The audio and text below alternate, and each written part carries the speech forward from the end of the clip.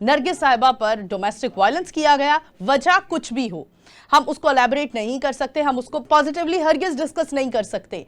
ये वो खातून है जिन्होंने शादी के बाद बायकॉट कर दिया था शोबिज इंडस्ट्री का और अब एक अपना सैलून चला रही थी। और शादी करके हमने इनके कई प्रोग्राम्स भी देखे जिसमें हमने देखा है अपने शौहर के साथ काफ़ी खुशहाल ज़िंदगी गुजारी हैं। आयशा जहांजेब नामवर एंकर पर्सन, उन पर उनके शौहर ने डोमेस्टिक वायलेंस किया और इस डोमेस्टिक वायलेंस की वजूहात बेतहाशा सुनाई गई और बताई गई।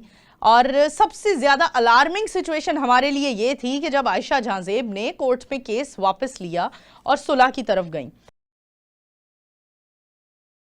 अस्सलाम वालेकुम, टीवी टुडे डिजिटल के साथ मैं हूं आपकी होस्ट नूर अमानुल्लाह। नाज़रीन, आज हम एक ऐसे मौजू पर बात करने जा रहे हैं जिस पर बहुत सारे प्लेटफॉर्म्स पर बात होती है लेकिन उसका कोई हल नहीं निकलता, क्योंकि हल निकालना है हमें खुद। जब तक हम अपने हक के लिए खुद आवाज़ नहीं उठाएंगे तब तक हम अपनी ज़िंदगी के मामलात को बेहतर हरगिज़ नहीं बना सकते। यहाँ किसी मिनिस्टर को आकर नहीं खड़े होना, यहाँ किसी भी पुलिस अफसर को आकर नहीं खड़े होना, यहाँ हमें खड़े होना है अपने हक के लिए खुद। मैं बात कर रही हूँ डोमेस्टिक वायलेंस की। अगर मैं डोमेस्टिक वायलेंस के मौजू पर रोशनी डालूं तो डोमेस्टिक वायलेंस एक ऐसा मौजू है जिस पर हम पाकिस्तान में मतलब हर दूसरे घर में, हर तीसरे घर में 2-4 थप्पड़ मार देना एक मामूली बात है।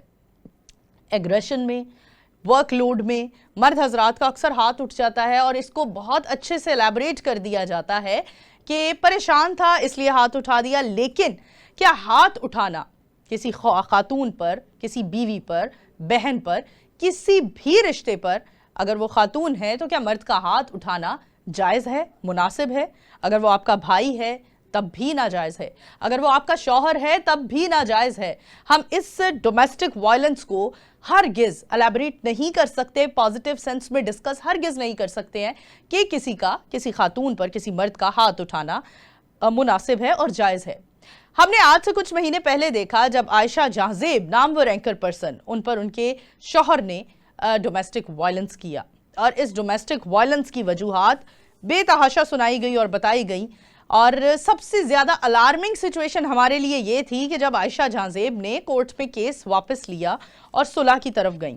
फिर हमने ये भी देखा कि उनके दरमियान खुला का मामला होते भी हमने देखा।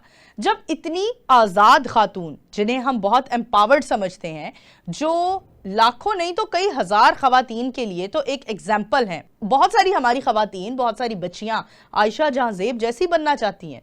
तो जहां इतनी एम्पावर्ड खातून डोमेस्टिक वायलेंस की जो एक उन्होंने कंप्लेन की उसे वापस लेती हैं, वहां हम घरेलू ख़वातीन जो कोई भी रोज़गार नहीं करती हैं, इंडिपेंडेंट नहीं हैं, फाइनेंशली स्टेबल नहीं हैं, माँ बाप के घर वापस जाकर रह नहीं सकती हैं, हम उनसे कैसे उम्मीद कर सकते हैं कि वो डोमेस्टिक वायलेंस के ख़िलाफ़ आवाज़ उठाएंगी?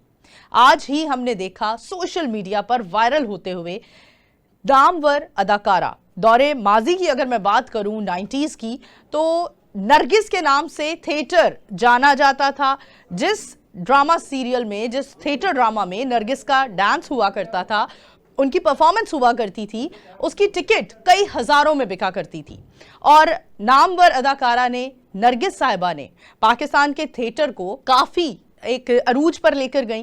लेकिन आज हमने सोशल मीडिया पर एक काफ़ी तकलीफ दे तस्वीर देखी जिसमें हम देख सकते हैं कि किस तरह से नामवर एक्ट्रेस नरगिस साहिबा पर डोमेस्टिक वायलेंस किया गया, वजह कुछ भी हो, हम उसको एलैबोरेट नहीं कर सकते, हम उसको पॉजिटिवली हरगिज़ डिस्कस नहीं कर सकते। ये वो खातून है जिन्होंने शादी के बाद बायकॉट कर दिया था शोबिज इंडस्ट्री का और अब एक अपना सैलून चला रही थी। और शादी करके हमने इनके कई प्रोग्राम्स भी देखे जिसमें हमने देखा है अपने शौहर के साथ काफ़ी खुशहाल ज़िंदगी गुजारी हैं। लेकिन अलार्मिंग सिचुएशन ये थी हम सब के लिए कि इन जैसी नामवर और पैसे वाली और असर रसूख रखने वाली ख़वातीन पर भी अगर डोमेस्टिक वायलेंस हो रहा है तो हम घर में चार दीवारी में बैठी डिपेंडेंट ख़वातीन पर होने वाले डोमेस्टिक वायलेंस के ख़िलाफ़ कैसे आवाज़ उठा सकते हैं? यहाँ इनफरादी तौर पर हमें सोचने की ज़रूरत है। ये लम्हा फ़िक्रिया है हमारी सोसाइटी का। तो इसी के साथ अपनी होस्ट नूर अमानुल्लाह को दीजिए इजाज़त। दोबारा हाजिर होंगे, तब तक के लिए अल्लाह हाफ़िज़।